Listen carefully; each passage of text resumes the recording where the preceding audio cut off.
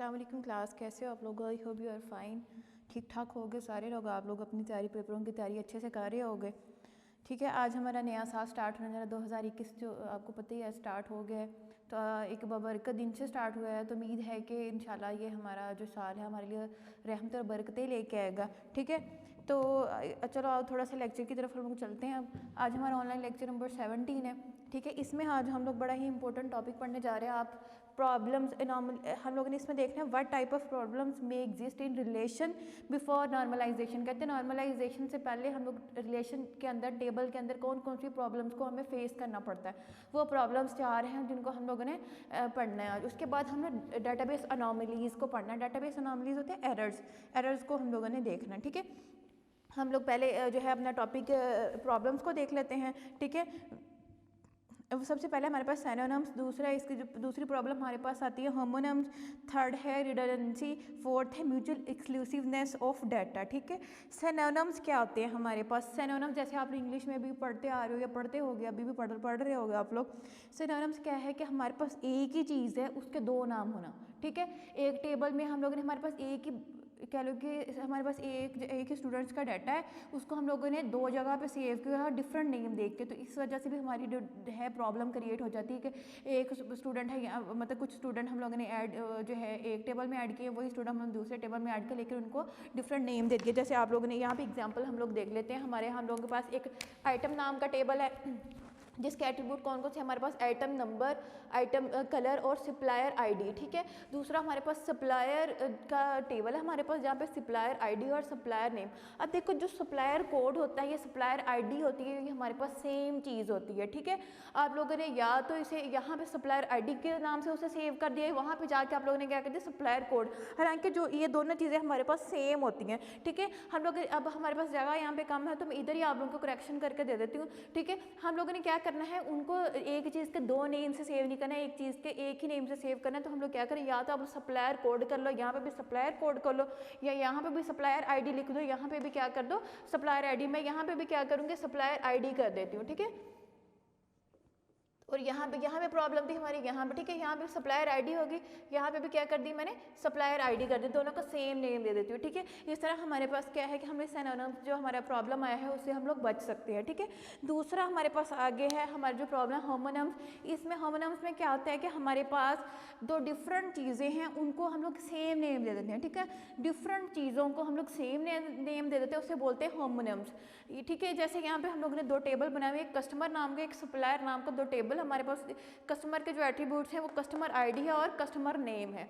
Supplier के table में supplies ID और कस्टमर नेम है। ठीक है, हालांकि यहाँ पे जो है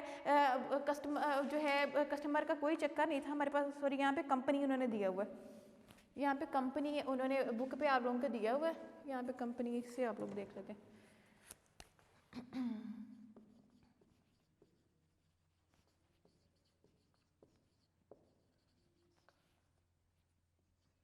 ठीक है, कंपनी नेम और कंपनी नेम, हालांकि कंपनी का यहाँ पे कोई चक्कर नहीं है। यहाँ पे कस्टमर नाम भी तो कस्टमर का आना चाहिए, कंपनी का नेम यहाँ पे क्यों आना चाहिए? और यहाँ पे भी हमारे पास सप्लायर है, सप्लायर में भी सप्लायर का नेम आना चाहिए, ना कि हमारे पास कंपनी का जो है यहाँ पे कंपनी का नेम आना चाहिए। ठीक है, तो हम लोग इसको चेंज करके क्या कर देंगे, या यहाँ पे कस्टमर वाले में कस्टमर का नेम कर देंगे, और यहाँ पे भी हमारे पास प्रॉब्लम आ रही है, और यहाँ पे हमारे पास जो होमोनिम्स प्रॉब्लम आ रही है कि हमारे पास डिफरेंट चीज़ों का हम लोगों ने सेम नेम दिया हुआ है, हालांकि यहाँ पे उसका कोई काम नहीं था, उस एट्रीब्यूट का कोई काम नहीं था। तो यहाँ पे क्या आना चाहिए, कस्टमर नेम आना चाहिए। ठीक है,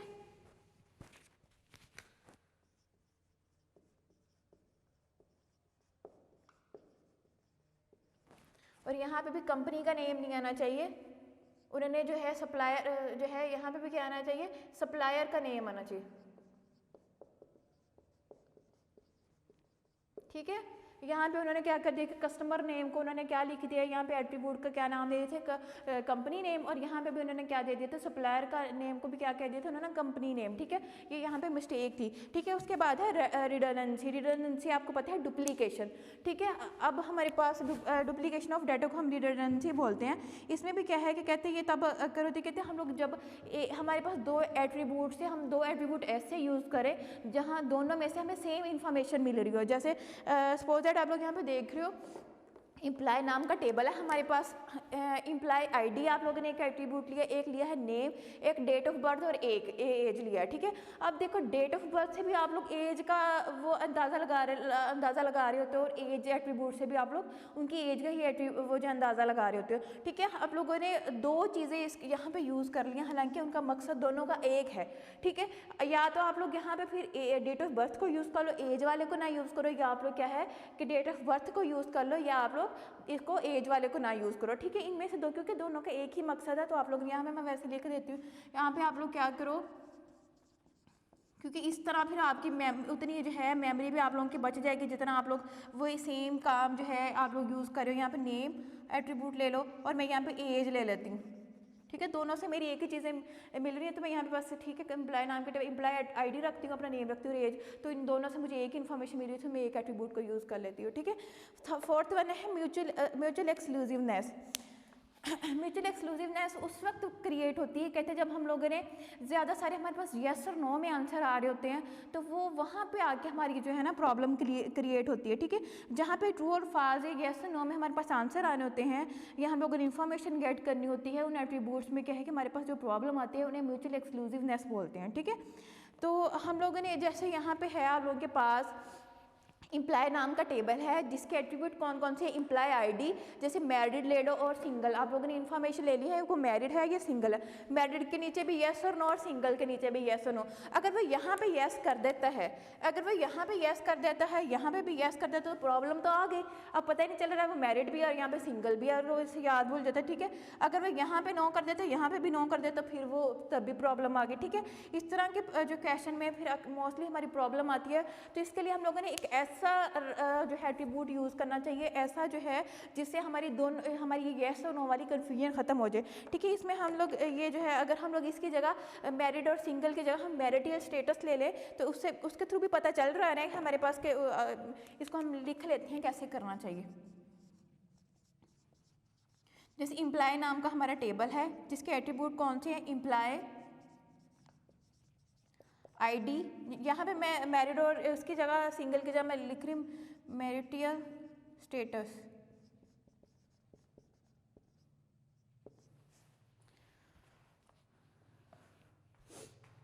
यहाँ पे मैरिड की जगह में मैरिड और एस की जगह मेरा का मतलब है सिंगल। अब वो अगर वो मैरिड होगा तो जो मैरिड वाले पे टिक कर देगा, और वो सिंगल होगा तो क्या है सिंगल वाले पे टिक कर देगा, और मेरा येस और नो वाले चक्करों से हम लोग निकल आए, ठीक है। ये इस तरह हम लोग इन प्रॉब्लम से बचा जा सकता है। टेबल से पहले जो हम लोगों ने नॉर्मलाइज अपना डाटा करना है, उससे पहले हम लोगों ने क्या है कि इन अपनी प्रॉब्लम्स से बचेंगे, तो तभी हमारा जो डाटा है नॉर्मलाइज हो सकता है, ईजी वे में हम लोग उसे कन्वर्ट कर सकते हैं, ठीक है। इस टॉपिक को आप लोग अच्छे से कर लेना, बहुत ही इंपॉर्टेंट टॉपिक है और इजी टॉपिक है, ठीक है। नेक्स्ट हमारा जो टॉपिक है डेटाबेस अनोमलीज। अनोमलीज क्या होते हैं, बेसिकली जो हमारे डेटाबेस के अंदर एरर्स आ रहे होते हैं उन्हें बोलते हैं अनोमलीज। अब ये जो है हमारे पास अनोमलीज कब अक्कर होती है, कहते हैं जब हमारा डाटा में रिडंडेंसी की प्रॉब्लम आ रही होती है, डाटा रिडंडेंट होता है, मीन्स दैट कि डुप्लीकेशन ऑफ डाटा होता है, हमारा डाटा को जब डुप्लीकेशन आती है तब हमारे पास क्या है कि जो है उसमें प्रॉब्लम्स आती हैं, ठीक है। वो प्रॉब्लम कैसी होती हैं, सबसे पहले हम लोग इनके की पॉइंट्स देख लेते हैं कौन कौन से। कहते हैं एक तो हमारे पास जो है अनोमलीज कब अक्कर होती हैं,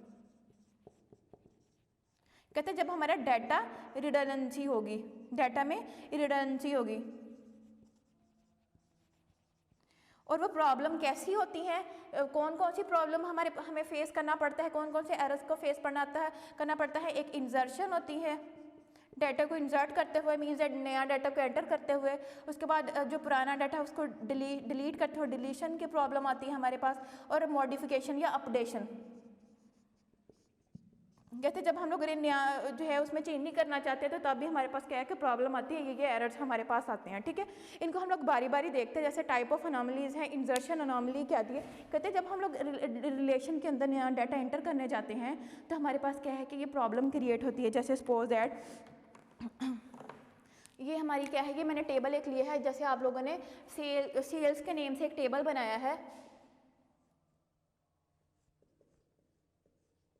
सेल्स के नेम से आप लोगों ने एक टेबल बनाया है जिसमें एट्रीब्यूट कौन कौन से है, customer ID, customer name, salesman और रीजन है उसका नेम, ठीक है। इसमें क्या है, कहते हैं जो हमारी कस्टमर आईडी है, जो कस्टमर आईडी क्या है, उसका नाम कस्टमर आईडी का 10, उसका नेम क्या है, एहसन, उसका सेल्समैन कौन है, अहमद, और कौन सी रीजन में रहता है, साउथ रीजन में रहता है। इस तरह जो हमारा 20 जो हमारी आईडी है उसका नेम क्या है, बाबर, उसके सेल्समैन कौन है, बशीर, और वो वेस्ट रीजन में रहता है। इस तरह ये टेबल दिया हुआ। कहते हैं जब हम लोग नया डाटा एंटर करना चाहते हैं, जैसे आप लोगों को कहा जाए कि आप लोगों ने नया डाटा एंटर करो, जो कस्टमर उसकी जो है ना उसका नाम आबिद है और कहाँ पे रह रहा है, वह नॉर्थ रीजन में, ठीक है। सेल्समैन का उन्होंने नेम दे दिया यहाँ पे आबिद, और यहाँ पे रह रहा वो रीजन उसकी क्या है, नॉर्थ। हम लोग ने ये डाटा तो एंटर कर देंगे, लेकिन आप लोगों को पता है ना, जब भी हम लोगों ने नया डाटा एंटर करना या डिलीट करना, अपडेट करना, हम लोगों ने उसको किसको, प्राइमरी की को यूज़ करते हैं, ठीक है। ये हमारी क्या है, प्राइमरी की लगी हुई है यहाँ पे, जो हमारा ये यूनिक है हमारा डाटा है। जब तक हमारा, आपको पता है ना, हम लोग अपनी यूनिक की को कभी भी नल नहीं छोड़ सकते। अगर हम लोगों ने यहाँ पर डाटा एंटर करना है तो हमारे पास अगर यही नहीं होगा तो हम लोग, ये तो चलो चल जाएगा, नॉन यूनिक है, यहाँ पर हम लोग हमारा जो डाटा नहीं होगा तो हम लोग कैसे उसको डाटा को एंटर कर सकते हैं, ठीक है। तो इसके लिए ये हमारे पास प्रॉब्लम आ गई है कि जब हम डाटा इंसर्ट करने लगते हैं तो हमारे पास अगर जो हमारा इम्पोर्टेंट वो जो है यूनिक हमारे पास जो है हमारे पास आईडी नहीं होगी, यूनिक की नहीं होगी, तब हमारे पास क्या है, इंसर्शन की हमारे पास जो है एनॉमलीज क्रिएट होती है, प्रॉब्लम क्रिएट होती है, ये एरर क्रिएट होता है, इसे बोलते हैं इंसर्शन एरर, इंसर्शन अनोमली, ठीक है। उसके बाद क्या है कि अगर सपोज दैट अगली है हमारे पास डिलीशन। कहते हैं अगर हम रिलेशन में से अगर अपने डाटा को डिलीट करना चाहें तो तब भी हमारे पास प्रॉब्लम क्रिएट होती है। वो कैसे क्रिएट होती है, जैसे हम लोग देख लें, आप लोगों को कहा जाए कि आप लोगों ने जो है कस्टमर जो suppose the record of a customer ID 40 to be deleted.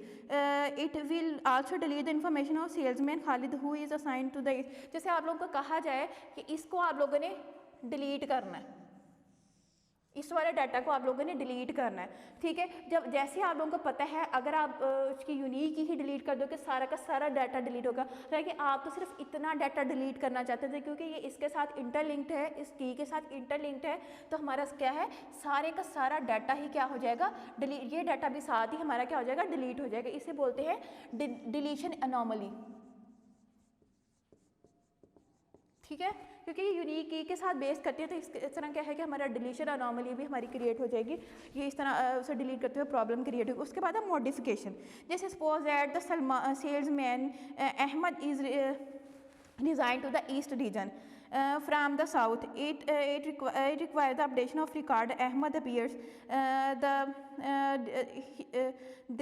The data will comes inconsistent if their update. कहते हैं जैसे अहमद है, कहते हैं वो क्या है कि उसने रिज़ाइन कर दिया है ईस्ट रीजन से, ठीक है। अब वो कहाँ पे चला गया, यहाँ से रिज़ाइन करके साउथ रीजन से वो कहाँ पे चला गया है, ईस्ट में चला गया, ठीक है। उसने अपनी रीजन चेंज कर लिया, यहाँ पे क्या आ गया, EAST, लेकिन यहाँ से यहाँ पे तो वो क्या है कि वो हो गया, चेंज हो गया। लेकिन क्या है कि ये जो अहमद है, यहाँ पे भी ये दोनों सेम अहमद थे, एक ही बंदा था जो साउथ रीजन में काम कर रहा था, लेकिन एक जगह पर तो आप लोगों ने चेंजिंग कर दी, दूसरी जगह पर अगर आप लोग चेंज ही नहीं करते हो, उसे मॉडिफाई नहीं करते, एक तरफ तो मॉडिफाई कर दिया या अपडेट कर दिया आप लोगों ने, दूसरी तरफ नहीं करते हो, तो अब एक बंदा एट अ टाइम एक ही प्लेस पे हो सकता है, या तो साउथ में होगा या तो वो ईस्ट में होगा। अब यहाँ पे वो ईस्ट में कर दे, यहाँ पे वो साउथ में है, तो हमारे पास क्या है, मॉडिफिकेशन की अनोमली भी आप लोगों ने देख ली कि इस तरह क्या है कि आप लोग एक जगह पे चेंजिंग करे हो, दूसरी जगह पे नहीं करे, तो क्या है कि हमारे पास इस तरह ये प्रॉब्लम क्रिएट होते हैं, एरर्स हमारे पास आते हैं, इसे बोलते हैं मॉडिफिकेशन।